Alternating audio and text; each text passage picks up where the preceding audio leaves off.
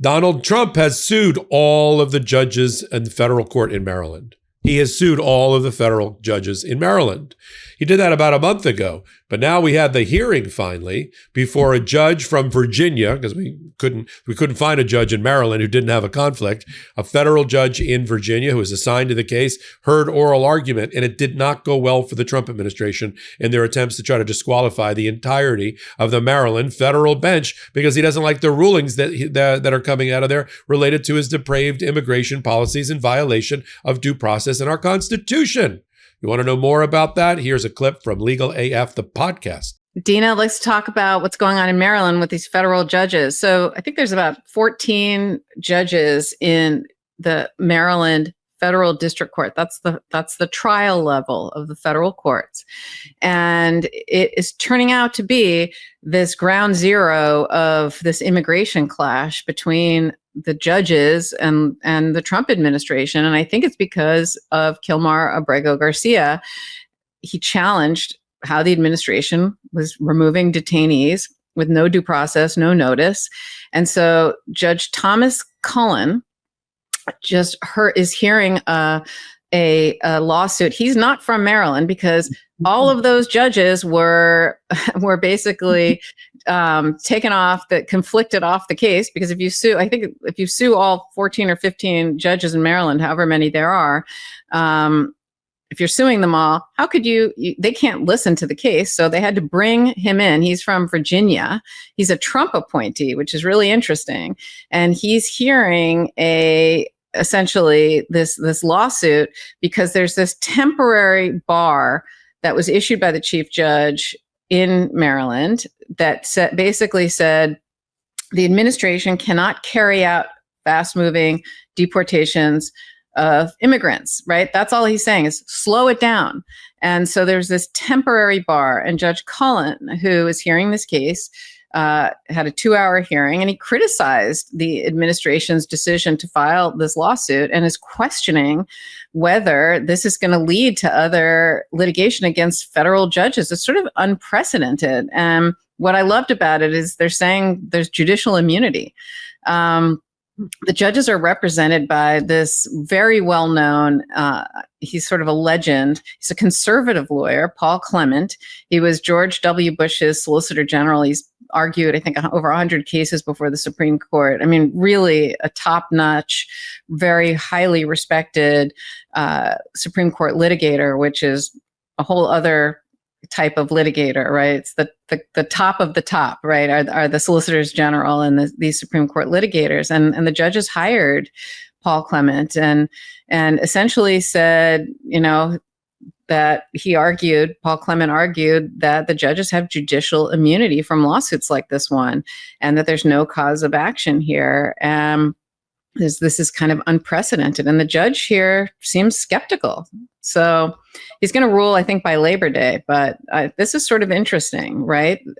Former judges have come forward and filed amicus briefs on this, and you can't just sue a whole court, right? If you don't like this, do it on a case by case basis. Argue that file an appeal. If you don't like that we said you can't deport someone in the middle of the night, that you have to give them due process, then appeal it. But to just go ahead and try to conflict out an entire sitting bench of judges, I don't think that's going to fly. What do you think? Not at all. And even the Trump appointed judge, he said, quote, "You probably picked up that I don't have a very good poker face," end quote. Completely skeptical of it. The fact is, the order that Trump didn't like happened way back in May 21st. He could have appealed. The Supreme Court probably already would have spoken on it if it ended up going that far up there, because the Supreme Court has been acting relatively fast to appeals such as this. This is all about like a facade. This is a facade. It will take so much longer for Trump. Let's say the lawsuit even works, even though, to your point, to the judicial immunity, it's going to not even work. But let's say it did. It would take him so much longer than if he had just appealed that order. And that's how you know this isn't actually about him not liking the order. We have a mechanism in place, relatively easy to do it. He wants, his fascist approach is to tear down our justice system, our judiciary. And he does it, by talking about the nationwide injunctions, right? And he talks about it about these biased judges. And he talks about it with this lawsuit, disparaging, really, that's what it is. He's disparaging an entire court system in the state of Maryland, the president of the United States doing this. This is attack on our co-equal branches of government. That's all it is. It's a talking point for him and for his allies when they go out on Fox News. This isn't about anything actually related to the law, because he's doing it in like the worst possible way if it were truly just about the order. I agree with you completely. It's just unbelievable to me that they're doing this. And, you can't just go after the judges because you don't like them. I mean, I've just never seen anything like this before. So I don't think that's going to go anywhere. Obviously, Trump will appeal it. I don't think that'll go anywhere, but we'll see what the Supreme Court does. But the separation of powers means something, and it's important. And Congress, they make the laws, and the judges interpret the laws, and the president is supposed to enforce the laws, right? That's what they're supposed to do. And they're not supposed to break the law, and they're not supposed to sue the judges because they don't like that they aren't ruling in your favor. You can appeal their rulings. That's why we have appellate courts, right? That's why we have intermediate appellate courts and the Supreme Court. And the Supreme Court has no problem letting Donald Trump run there on an emergency basis and have him almost be his personal legal advisor, right? I mean, that's what they're doing. And that's how you do it. But you don't just, this is just another intimidation tactic to try to intimidate judges and intimidate everyone, frankly. And that's what's going on. And I'm nothing shy of that. So I very much look forward to watching that and to see what that decision is. But this is a really important one because it has to do with judicial independence and the separation of powers. And the separation of powers, look, this country was founded on there are no kings. We don't want a king. And we want three separate but equal branches of government. And we have a massive power play here of authoritarianism that's happening.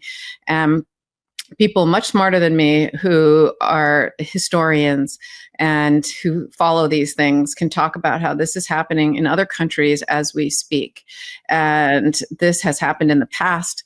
My father, who is a Holocaust survivor, and my grandparents will say that this reminds him of what the playbook for Nazi Germany, right? This intimidation. And it's really scary what's happening in the world. And it's happening, like I said, in some other countries, and he's taking their playbook. And this brute force intimidation has to be countered, and people have to stay strong. And so to the extent that we can shine a bright light on it, to the extent that we can all stick together, hopefully we can save our democracy and our system of checks and balances. And that's all we're trying to do here. Yeah, and the Supreme Court will side with the justices here. I mean, I think that's a pretty obvious given, because if this lawsuit proceeds, the judges will be deposed, their court records, internal communications could be open to discovery.